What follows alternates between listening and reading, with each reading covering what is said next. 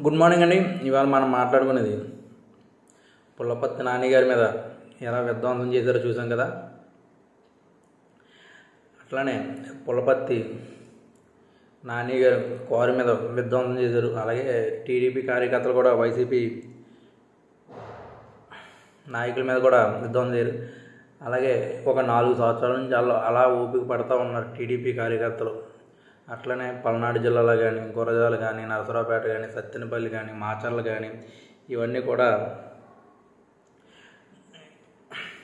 అరవింద్ బాబు గారు ఇంటి మీద యుద్ధం చేశారు. అలాగే వైసీపీ వాళ్ళ ఇంటి మీద కూడా యుద్ధం చేశారు. అలా ఏంటంటే ఎన్నో సంవత్సరాల నుంచి అలా ఓపికగా ఉన్నారు. ఎన్ని యుద్ధాలు చేసినా వైసీపీ ప్రభుత్వం ఎన్ని కేసులు పెట్టినా సరే వాళ్ళని లొంగకుండా వాళ్ళ మీద యుద్ధం చేస్తూ ఉన్నారు.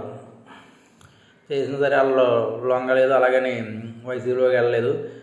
బోండమ్మ గారు మున్సిపల్ ఎలక్షన్కి వచ్చినప్పుడు డైరెక్ట్ కర్రెట్ని కారులో గుచ్చేస్తున్నారు చూసారు కదా. ఆ వీడియోస్ కూడా ఉన్నాయి పాతవి.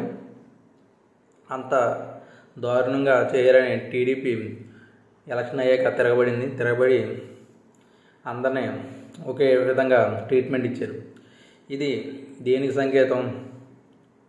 విజయానిక కూటమి వాళ్ళ నమ్మకం వాళ్ళదే.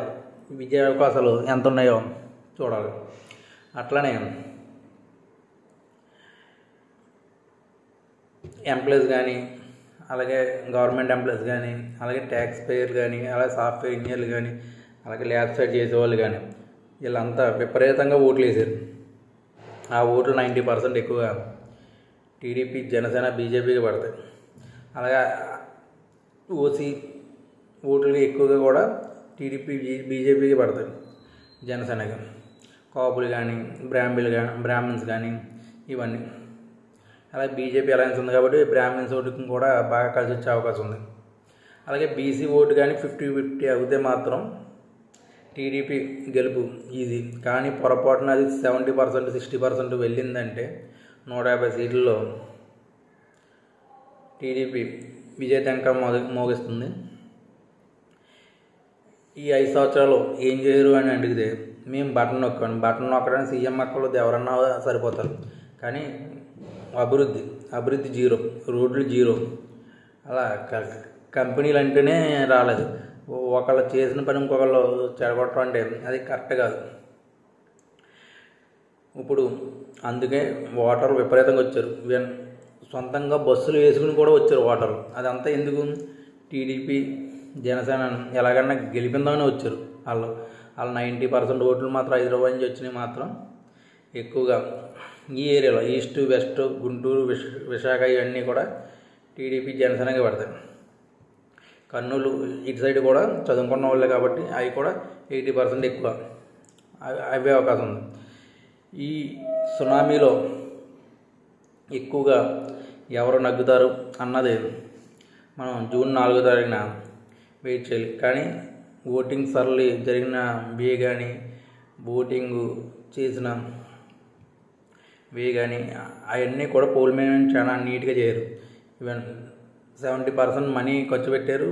వైసీపీ వాళ్ళు కూడా మనీ ఖర్చు పెట్టారు. కానీ పర్టికులర్గా ఓటు వేస్తారన్న వాళ్ళకే ఇచ్చారు. అలాగే 83% ఓటు పర్సంటేజ్ పోలింగ్ అయిందంటే అది దేనికి సంకేతం? అది వైసీపీగా, టీడీపీగా? అది జూన్ 4ని మనం చూద్దాం.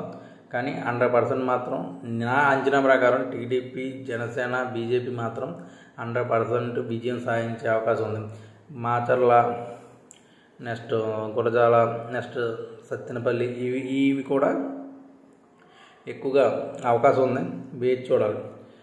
కానీ నెక్స్ట్ గుంటూరు, కృష్ణా, ప్రకాశం నుంచి కూడా మెజార్టీ సీట్లు మాత్రం అలా శ్రీకాకుళం దాకా, east, west, Vizianagaram, Visakha, next Srikakulam కూడా ఎడ్జ్ మాత్రం టీడీపీ, జనసేనగా ఉంటుంది.